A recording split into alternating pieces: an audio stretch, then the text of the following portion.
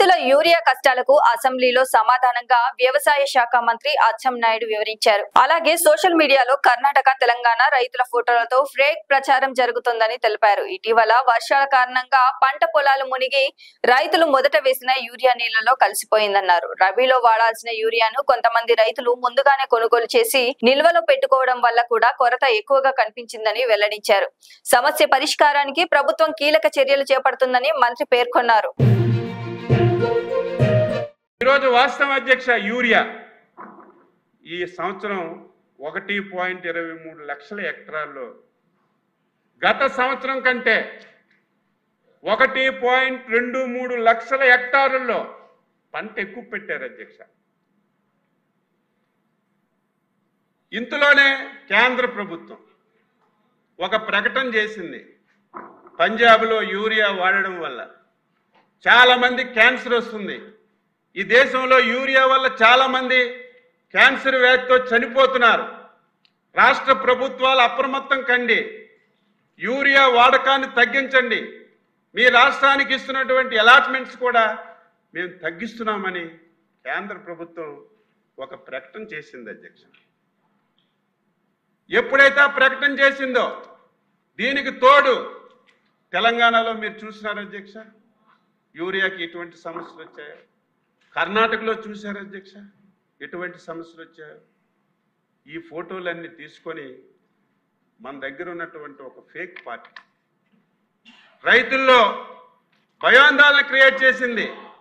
మొన్ననే మేము చూసాం 900 పోస్టులు అధ్యక్ష. అమెరికాలోనే ఉన్నటువంటి ఈ ఫేక్ పార్టీ వాళ్ళు యూరియా దొరకదు, యూరియా దొరకడం లేదు, రైతులు ఆందోళన చెందుతున్నారు, మొత్తం తప్పుడు ప్రచారం చేశారు. కొన్ని పేపర్లలో, మీడియాలో విపరీతంగా ఈ తప్పుడు ప్రచారం చేశారు అధ్యక్ష. దీనివల్ల రైతుల్లో ఆందోళన చెంది యూరియా దొరకదేమని కొంత భయపడ్డారు అధ్యక్ష. ఎప్పుడైతే ఈ సమస్యలు వచ్చాయో నేను అంగీకరిస్తున్నాను, ఒక 10 రోజులు ఈ రాష్ట్రంలో యూరియా సమస్య వచ్చింది అధ్యక్ష. డిమాండ్ విపరీతంగా పెరిగింది.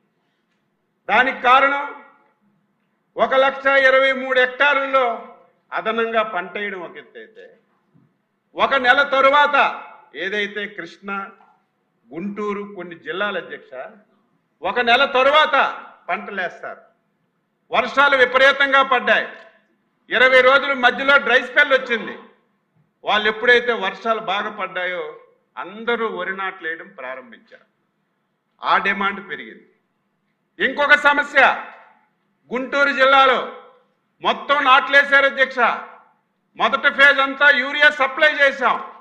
ఎప్పుడైతే భారీ వర్షాలు పడ్డాయో మొత్తం పొలాలన్నీ మునిగిపోయి వేసినటువంటి యూరియా అంతా పోయింది. మళ్ళీ వాళ్ళకి ఎక్స్ట్రా డోస్, బూస్టర్ డోస్ కావాలని వాళ్ళు అడిగారు అధ్యక్ష. దీనికి తోడు హార్టికల్చర్ పంటలకి విపరీతంగా యూరియా డిమాండ్ పెరిగింది. దీని అన్నింటికంటే రైతులు యూరియా 3 పర్యాయాలు వేస్తారు అధ్యక్ష. మొదటి ఫేజ్లో ఎకరాకి 25 కేజీలు, రెండో ఫేజ్లో 25 కేజీలు, మూడో ఫేజ్లో 25 కేజీలు ఒక ఎకరాకి వేస్తారు అధ్యక్ష. ఎప్పుడైతే ఈ పేపర్లో వచ్చిందో, సోషల్ మీడియాలో వచ్చిందో, ఈ సమస్యలన్నీ వచ్చాయో వాళ్ళు ఆందోళన చెంది ఒకేసారి 3 విడతలకు కావలసినటువంటి యూరియా తీసుకోవడం ప్రారంభించారు అధ్యక్ష. దీనికి తోడు రబీలో కూడా 9,50,000 మెట్రిక్ టన్నులు కేంద్ర ప్రభుత్వం రబీకి సపరేట్గా కేటాయించింది.